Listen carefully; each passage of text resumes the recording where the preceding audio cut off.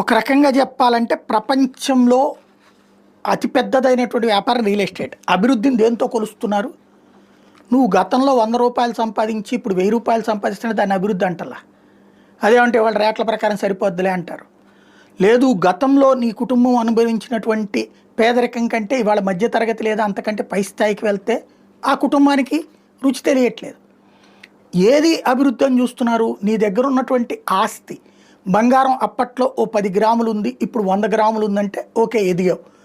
ఈ real estate అప్పట్లో నీకు ఏ స్థలము లేదు, ఇవాళ రోజున 100 గజాల స్థలం ఉందంటే ఓకే, ఎదిగావు. అంటే ఆస్తిగా రియల్ ఎస్టేట్ని చూస్తున్నారు.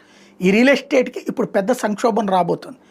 ఎందుకంటే H1B వీసాల ఇంపాక్ట్, అమెరికాకి వెళ్ళేటటువంటి వాళ్ళ ఇంపాక్ట్ ఏదైతే వచ్చిందో దాని దెబ్బ అమెరికాలో లేకపోతే ఇతర దేశాల్లో మన వాళ్ళు పనిచేస్తా అక్కడ డాలర్లో సంపాదించుకుని